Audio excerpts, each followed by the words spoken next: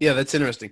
Um, yeah, we just had Petey Mangan on the show probably about 10 Ah, episodes ago, and we were talking about iron and what that did for you and why it was important to keep those ferritin levels at a certain level. So that was really interesting.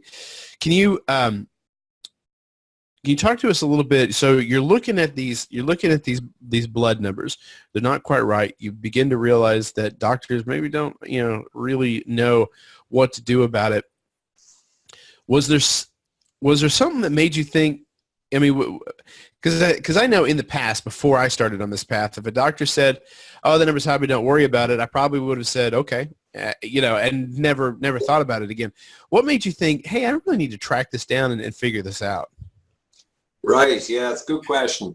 Well, the reason was that I looked at them and I'm so familiar with data from my work world that and normal distributions that when I saw my numbers, I immediately, even before we discussed them, I looked at the page and I saw the laboratory reference range. Like let's say GGT was 18 to 50 is the normal range, and I was 110. And similarly with ferritin. So I knew immediately what we say in engineering is if you're within the normal distribution, it can just be noise. But if you're way outside, there's a special cause at play. So I knew there was something special going on with me and it wasn't good.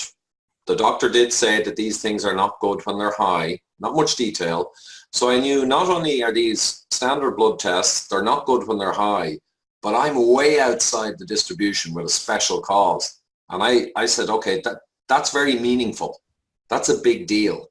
I just knew it was. Right. And it took me my first night researching ferritin and GGT in PubMed and ResearchGate. I had corporate logons for these databases.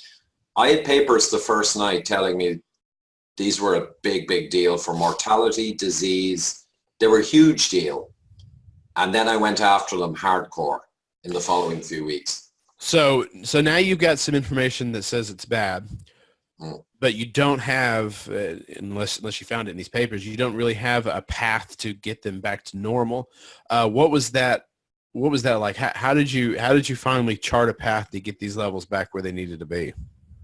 Well, what I did was after a week or two of research, and again, a root cause problem solving expert doesn't just jump around and look at papers. You follow all the data you're getting to direct you to the next paper. So there's millions of papers, but you follow a beeline.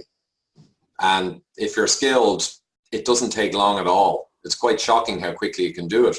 So I, within a week or two, had found my way to the metabolic syndrome or the insulin resistance syndrome or hyperinsulinemic syndrome. And once I discovered that, I literally broke through into a world of cause and effect. And I grasped it very quickly. So I realized I had metabolic disease and it was nothing to do with cholesterol.